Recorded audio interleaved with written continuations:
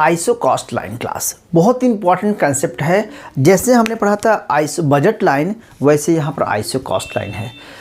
जैसे हमने पढ़ा था कि इंडिफरेंस कर्व, वैसे ये आइसो कॉस्ट था। तो आइसो कॉस्ट को मैंने आइडेंटिफाई कर लिया। आइसो कॉस्ट कैसे ड्रा करते हैं, उसकी प्रॉपर्टीज़ क्या है, उसके फंक्शन क्या है, मार्जिनल प्रॉपर्टी कैसे आइडेंटिफाई करते हैं। फिर हमने कहा आइसो काउंट से जो है हमने ये देखा कि रिटर्न टू स्केल कैसे निकालते हैं, इंक्रीजिंग डिक्रीजिंग कांस्टेंट। अब हम टर्न करते हैं क्लास कि एक प्रोड्यूसर है, उसके पास लेबर भी है, कैपिटल भी है, और उसको एक सर्टेन क्वांटिटी भी के पता है कि क्या प्रोड्यूस करना है। लेकिन ऑप्टिमाइजेशन पॉइंट को कैसे आइडेंटिफाई करेंगे? तो आपको ऑप्टिमाइजेशन आइडेंटिफाई करने के लिए पहले जैसे हम कंज्यूमर बिहेवियर में कंज्यूमर मैक्सिमाइजेशन कंडीशन ले लेते थे कि उसके लिए आइसो कॉस्ट बजट लाइन और इंडिफरेंस कर्व को टेंजेंट कराते थे, वैसे हमें यहाँ पर आइसो कॉस्ट लाइन और क्या बोलते हैं आइसो काउंट को टेंजेंट कराना है।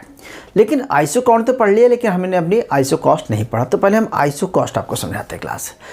एज्यूम करो हमने पढ़ ही लिया था पहले कि हमारे पास 2 फैक्टर हैं, x1 और x2। तो x1 क्लास हमारे पास, x1 क्या है क्लास?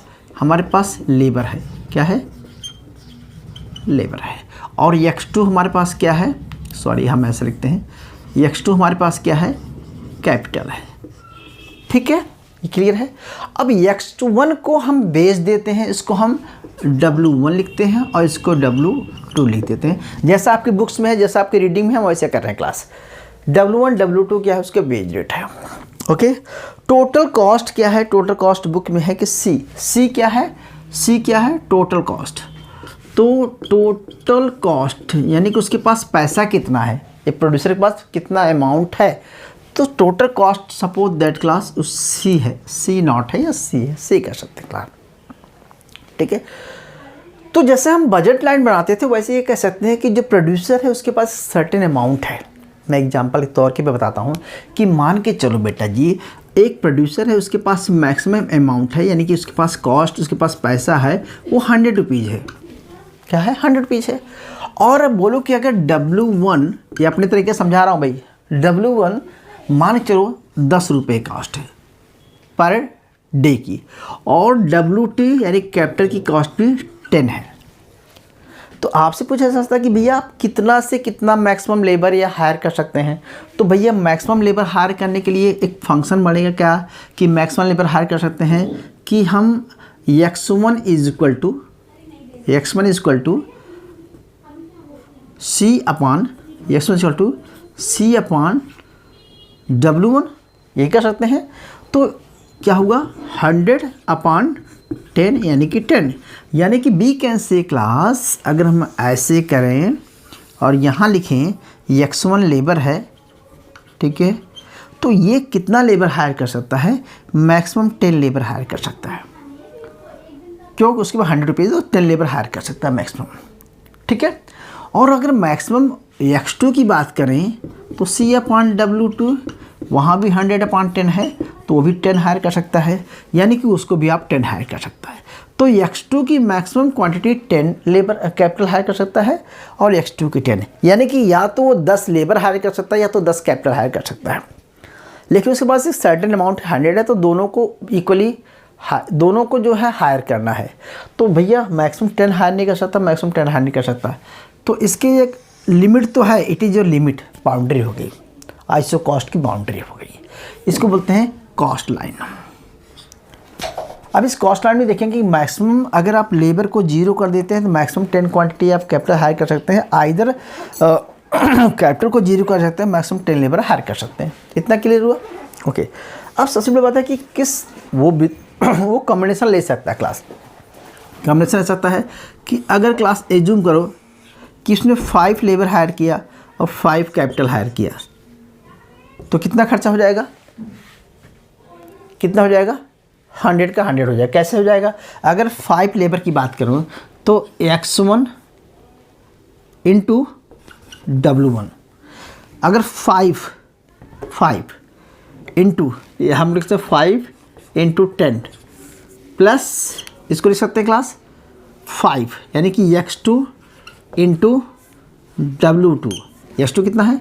यानी कि प्लस 5 इंटू 10, तो कितना हो जाएगा क्लास, ये हो जाएगा 50, ये हो जाएगा 50 हुआ ना। अब इसको अगर टोटल जोड़ेंगे कितना आएगा, 100 आएगा, या इसको तो यानी कि C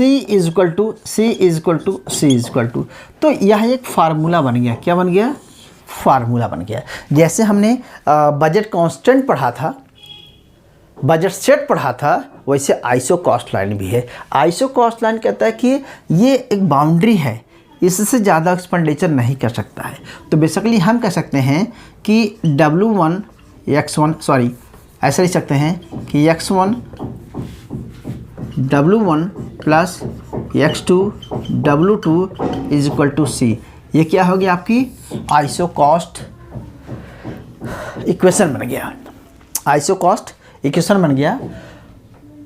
इसका मतलब होता है कि अगर आपको किसी एक को जीरो कर देंगे तो दूसरे को आइडेंटिफाई करें क्लास।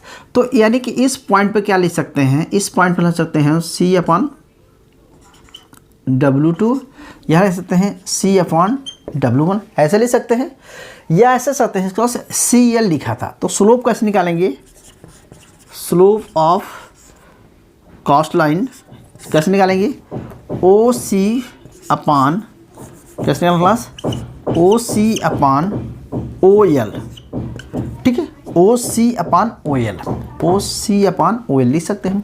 अब OC की जगह पे हम C/W1 लिख सकते हैं, और W2 लिख सकते हैं, और इसकी जगह पे OL की जगह पे C/W1 लिख सकते हैं। इसको रेसिप्रोकल करने के ऊपर तो W/W2 हो जाएगा, ठीक है। जैसे बजट लाइन में किए थे कि P1/P2 होता, 2 गुड्स में PX/PY लिखा था, वैसे यहाँ पर W1 WX2।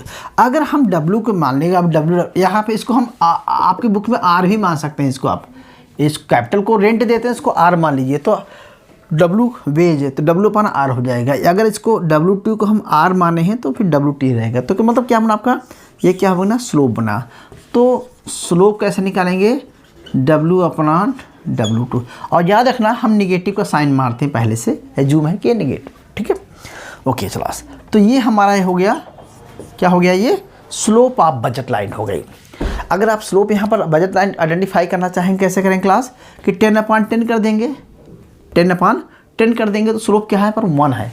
स्लोप कितनी है यहाँ पर, budget line iso cost line की स्लोप 1 है। कैसे है क्लास, देखो, अगर मैं कहता हूँ कि भाई इसको 9 हायर करेगा तो इसको 1 हायर करेगा, अगर इसको 8 हायर करेगा तो इसको 2 हायर कर सकता है, इसको अगर 6 हायर करेगा, 7 हायर करेगा तो इसको 3 हायर कर सकता है।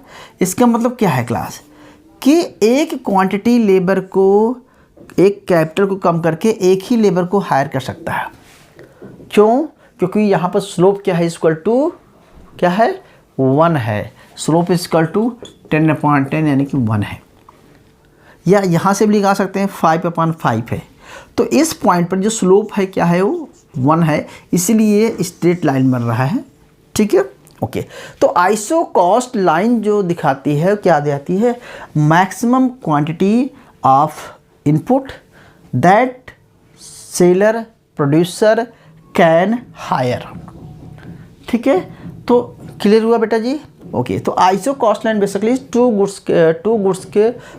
इनपुट की कॉस्ट को दिखाता है, जो कि मैक्सिमम बाउंड्री को दिखाता है। जैसे हम बजट लाइन पढ़ते सेम ऐसे ही है। क्लियर हुआ।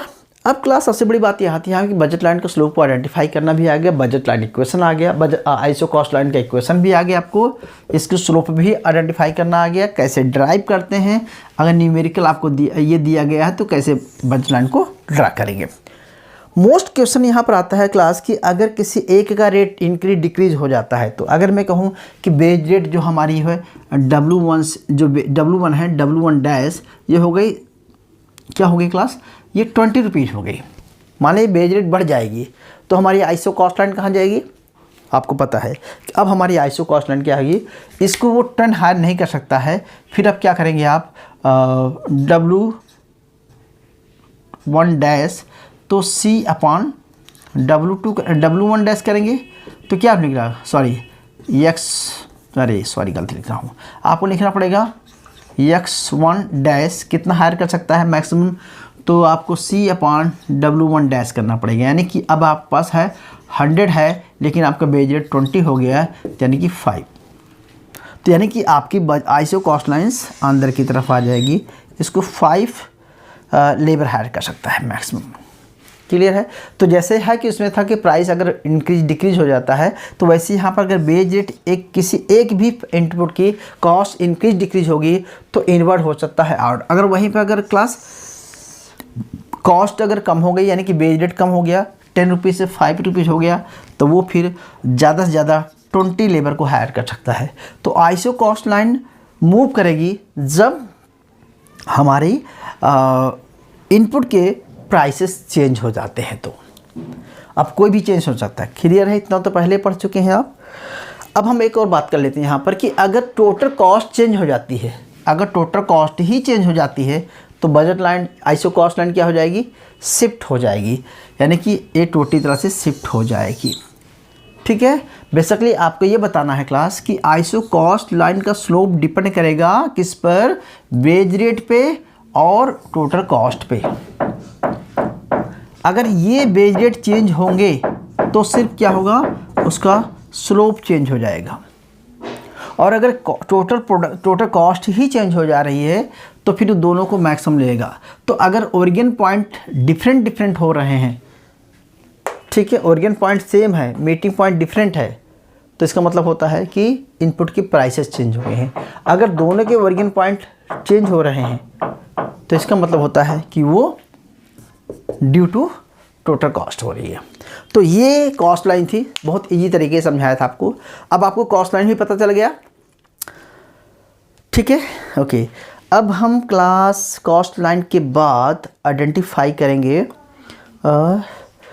Okay so slope of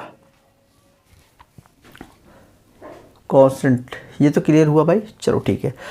next point class हमारा बनता है, क्या पढ़ेंगे अब हम, ओके सो हमें अब करना है ऑप्टिमाइजेशन। देखो आपको आईएसओ कॉस्ट पता चल गया और आईएसओ कॉस्ट पता चल गया। अब हम एक न्यूमेरिकल एग्जांपल से आपको एक मैथमेटिकल डेरिवेटिव के साथ दिखाते हैं कि प्रोड्यूसर जो है दो फैक्टर के साथ एक आउटपुट को मैक्सिमाइजेशन कैसे करेगा जब उसके पास बेज दो कैपिटल का प्राइस दिया गया है, टोटल कॉस्ट दी गई है, प्रोडक्शन फंक्शन दिया गया है, तो कैसे आइडेंटिफाई करेगा। इसको नोट कर लिए, फिर हम आगे चलते हैं। ठीक है, मैं वीडियो को पॉज कर रहा हूँ थोड़ा सा।